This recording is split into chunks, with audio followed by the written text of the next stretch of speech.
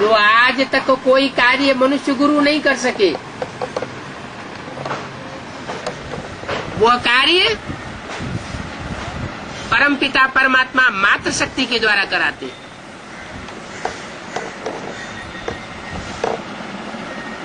तो ये बात साबित हो जाती है कि श्रीमत पर चलने वाले बच्चे प्राप्ति करते हैं और प्राप्तियां कराने के निमित्त बनते हैं। शिक्षा खुद भी लेते हैं और दूसरों को शिक्षा दिलाने के निमित्त बनते हैं। नहीं तो सारी दुनिया अनेकों मनुष्य गुरुओं के चक्कर में फंसी हुई है, न एक को पहचानती है न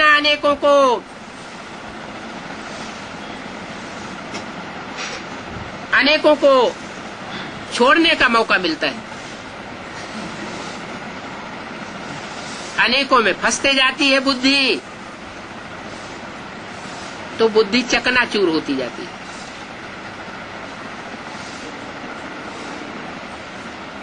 एक में सारी पावर भरी हुई है, लेकिन उस एक को पहचानना बहुत जरूरी है। ये पहचान में भी गड़बड़ हो जाता है। इसलिए बाप कहते हैं मैं जो हूं, जैसा हूं, जैसे रूप में पाठ बजाए रहा हूं, साथ में रहने वाले भी मेरे को नहीं जान पाते। बोलते हैं कोई विरले जानते हैं, विरले जानते हैं, लेकिन साथ में रहने वाले नहीं जानते हैं। ऐसे नहीं कि सब नहीं जानते, कोई कोई ऐसे हैं जो साथ में भी रहते हैं लेकिन फिर भी नहीं पहचान पाते। क्योंकि साथ में रहते हुए भी अगर कोई दूसरों की मत पर चलता रहे, देखने में ये आता है कि सरेंडर है, कंधे पे चढ़ा हुआ है, लेकिन मन बुद्धि से दूसरों को फॉलो करता है। भले मधुवन में रहा पड़ा है, लेकिन मन बुद्धि बाहर की ओर भागती है, तो पावरफुल बनेगा या कमजोर बनेगा? कमजोर ही होता जाएगा। तो यही बात है। कोई जरूरी नहीं है कि जो साथ रहने वाले हैं वो बाप को पूरा जानते हैं, इसलिए साथ रहते हैं।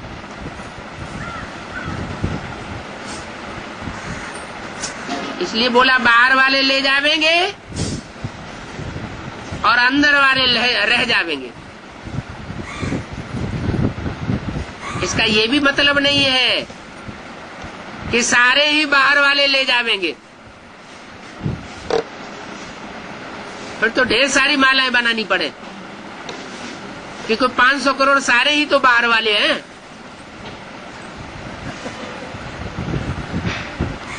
और ये भी मतलब नहीं है कि अंदर वाले सारे ही रह जावेंगे। अंदर वालों में भी कोई पहचानने वाले हैं। अगर अंदर वालों में पहचानने वाले न हो तो धर्मराज की सजाएं जो बिल्कुल नहीं खाते, धर्मराज की पिटाई से बिल्कुल महफूज रहते हैं, वो कैसे निकलेंगे?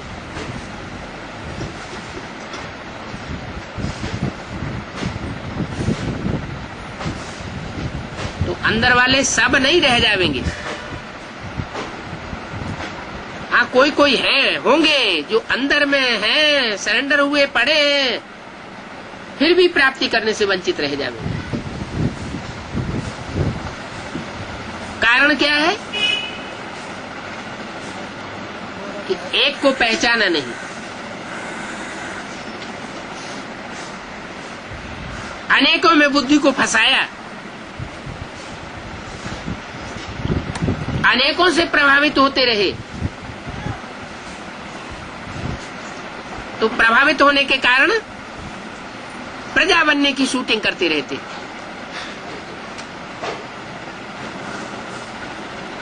जो दूसरों से प्रभावित होता है वो प्रजा बनता है। जो दूसरों के संग में रहे नजदीक में रहे लेकिन प्रभावित न हो, वो राजा बनता है। पावरफुल आत्माएं कभी भी दूसरों से प्रभावित नहीं होंगी। कोई ने थोड़ी सी ग्लानि कर दी, कोई ने गाली गलौज दे दिया, कोई ने उलट पुलट बोल दिया, दूसरों के सामने बेइज्जत कर दिया और प्रभावित हो गए, अवस्था नीचे गिर गई, तो क्या साबित होता है? प्रजा बनने वाली क्वालिटी की आत्मा है या राजा बनने वाली आत्मा है? क्या कहेंगे? प्रजा वाली आत्मा हुई। राजा कभी दूसरों से प्रभावित नहीं होता।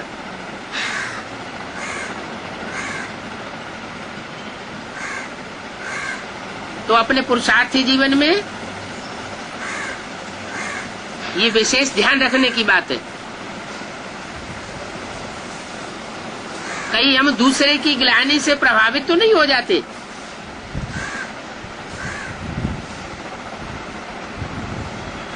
दूसरे के उल्टे सीधे वचनों से हमको घाव तो नहीं लग जाते।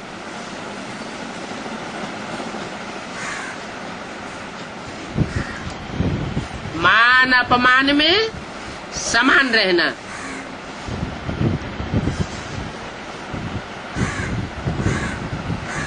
उसको कहेंगे पावरफुल आत्मा। और ऐसे पावरफुल वही बनते हैं जो एक के ऊपर आस्था रख करके चलते हैं। ऊंचते ऊंचे एक को पहचानते हैं।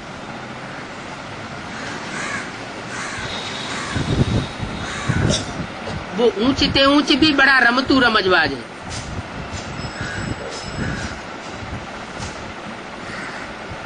सुबह का अमीर और शाम का फकीर का पार्ट बजाता है। कभी छोटा रूप धारण कर लेता है और कभी बड़े से बड़ा रूप धारण करता है।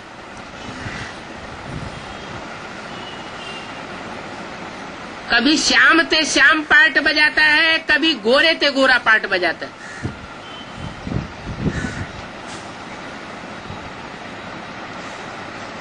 श्याम पार्ट बजाता है तो भी ऊंचा है, और गोरे ते गोरा पार्ट बजाता है तब तो ऊंचा है ही।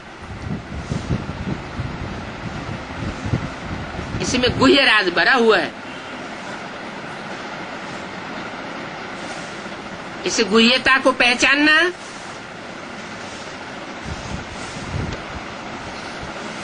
यही ज्ञान का रहस्य।